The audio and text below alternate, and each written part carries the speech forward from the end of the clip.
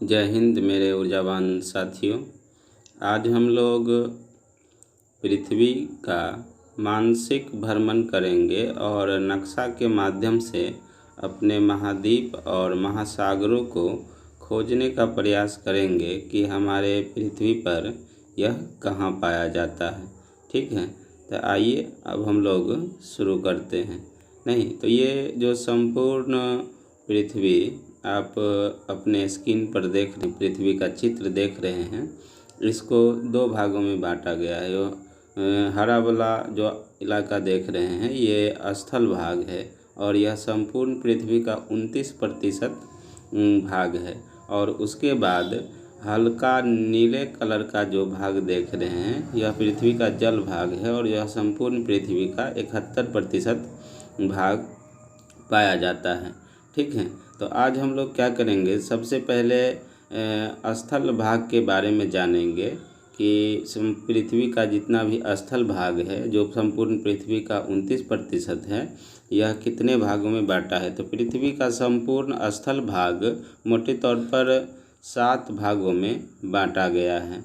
नहीं तो सबसे पहला जो इस नक्शे पर आप देख रहे होंगे ब्लू कलर से रंगा हुआ, ब्लू नहीं नीले कलर से, तो इसको कहा जाता है एशिया। यह विश्व का सबसे बड़ा महादेश है और इस देश में, इस महादेश में कुल देशों की संख्या 47 है। ठीक है, यह संपूर्ण पृथ्वी का 30% भाग में पाया जाता है। और दूसरा जो एशिया से सटा हुआ है नीचे, जो देखे होंगे रक्त के रंग का है, लाल कलर का, इसको अफ्रीका कहा जाता है। यह विश्व का दूसरा सबसे बड़ा महादेश है। इसमें कुल मिलाकर 54 देश पाए जाते हैं। ठीक है, उसके बाद गहरे पीले रंग का एक महादेश है। यह क्षेत्रफल के दृष्टिकोण से तीसरा स्थान रखता है। इसको कहा जाता है उत्तरी अमेरिका। ठीक है, और इसमें देशों की कुल संख्या 23 है। उसके बाद उसके जस्ट नीचे जो आप हरे रंग का एक महादेश देख रहे हैं, इसको दक्षिणी अमेरिका महादेश कहा जाता है। क्षेत्रफल के दृष्टिकोण से यह पूरे विश्व में चौथा स्थान रखता है और इसमें कुल देशों की संख्या 12 है। अब नक्शे में सबसे नीचे जो आसमानी कलर का एक महादेश देख रहे हैं जो बिल्कुल दक्षिणी ध्रुव पर पाया जाता है। ठीक है, यह क्षेत्रफल के दृष्टिकोण से पूरे विश्व में 5वां स्थान रखता है और इसका नाम है अंटार्कटिका महादेश। यहाँ कोई भी मनुष्य नहीं पाया जाता, लेकिन अन्य जीव जंतु जैसे भालू है या बहुत सारे पक्षी पाए जाते हैं। ठीक है, तो ये 5वां महादेश है। और अब जो एशिया के बगल में एक गुलाबी रंग का महादेश देख रहे होंगे, यह क्षेत्रफल के दृष्टिकोण से 6ठा स्थान रखता है और इसका नाम यूरोप है। यूरोप में कुल देशों की संख्या वर्तमान में 43 है। ठीक है, उसके बाद हल्के पीले रंग का एक महादेश है जो विश्व में सबसे छोटा महादेश भी इसको कहा जाता है। ये ऑस्ट्रेलिया महादेश है। क्षेत्रफल के दृष्टिकोण से विश्व का सबसे छोटा महादेश है। ठीक है, तो इस प्रकार से हम लोगों ने क्या किया, महादेश को जाना। और एक बार मैं आपको बताना भूल गया कि ऑस्ट्रेलिया महादेश में कुल देशों की संख्या 14 है। ठीक है, आइए अब हम जानते हैं पृथ्वी के जल भाग को। पृथ्वी पर जल की जितनी मात्रा है सब एक समान नहीं है। ठीक है, पृथ्वी पर उपलब्ध जल 8 रूपों में पाया जाता है, 8 स्थानों पर। ठीक है, लेकिन सबसे जो शुद्ध जल होता है वह पाया जाता है जिसको मीठा जल कहा जाता है। बाकी 97.3% जो जल है इसको खारा जल कहा जाता है, जो महासागर में पाया जाता है। तो अभी हम लोग को केवल महासागर के बारे में ही पढ़ना है, बाकी सब की चर्चा हम नहीं करने जा रहे हैं। तो आइए हम शुरू करते हैं। तो महासागर को कुल मिला के भारत में, विश्व में 5 महासागरों में बांटा गया है।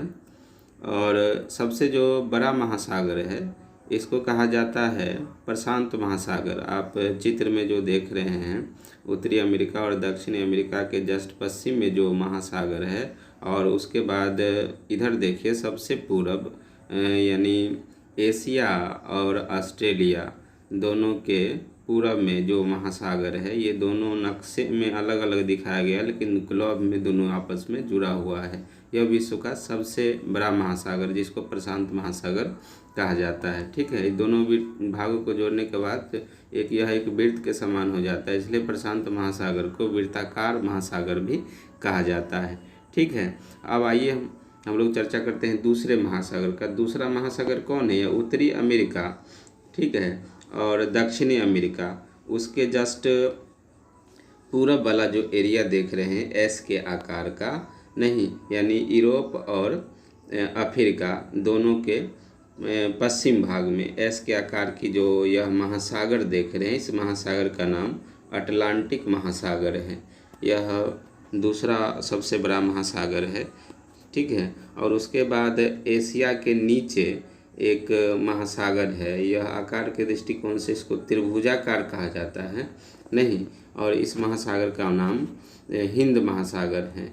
ठीक है, हिंदुस्तान के नाम पर इस महासागर का नाम पड़ा। तो 3 बड़े बड़े महासागर है। उसके बाद सबसे नीचे जब आएंगे आप तो दक्षिणी ध्रुव पर जो बर्फ़ जमी है, इसके पिघलने से एक महासागर का निर्माण हुआ है जिसको कहा जाता है दक्षिणी महासागर, नहीं दक्षिणी महासागर। उसके बाद उत्तरी ध्रुव पर भी थोड़ी बहुत बर्फ़ जमी हुई है और यहाँ पर भी इन बर्फ़ों के पिघलने से जल की मात्रा, जल की राशि बन जाती है जिसको कहा जाता है आर्कटिक, माफ़ कीजिएगा, आर्कटिक महासागर कहा जाता है। तो कुल मिला के हम देखें तो कितने महासागर है? प्रशांत महासागर 1, अटलांटिक महासागर 2, हिंद महासागर 3, ठीक है, और उसके बाद दक्षिण महासागर 4 और आर्कटिक महासागर यानी 5 महासागर हो गए। तो आज हम लोगों ने 5 महासागरों के बारे में भी जाना, नहीं तो इस प्रकार से आज का हमारा दोनों टॉपिक यहीं पर समाप्त होता है। पृथ्वी पर महासागर और महाद्वीप का यह वीडियो आपको भूगोल और इतिहास, साथ साथ राजनीतिक शास्त्र, ठीक है, और उसके बाद इकोनॉमिक्स भी, ये चारों सब्जेक्ट पढ़ने में बहुत अधिक मदद करेगा। इसलिए इसको बार बार देखें और समझें। नहीं समझने के बाद कमेंट करके पूछें, क्योंकि आप जितना आसान और जितने इसको महत्वहीन समझ रहे हो उतने ही यह ज़्यादा महत्व का है। इसलिए इसको एक एक चीज़ों को गौर से देखें, समझें, अन्यथा इसके बगैर आप ना इतिहास समझ सकते हैं, ना भूगोल समझ सकते हैं, ना राजनीति समझ सकते हैं, ना अर्थशास्त्र को समझते हैं, ठीक है, ना समझ सकते हैं। इसलिए यह आपके लिए बहुत ही फायदेमंद होगा कि आप इसका प्रत्येक पार्ट को अच्छे तरीके से देखें और नहीं समझ में आवे, ठीक है, तो कमेंट करें ताकि मैं चीज़ों को और सिंप्लीफाई करके आपके सामने ला सकूं। वीडियो देखने के लिए बहुत बहुत धन्यवाद।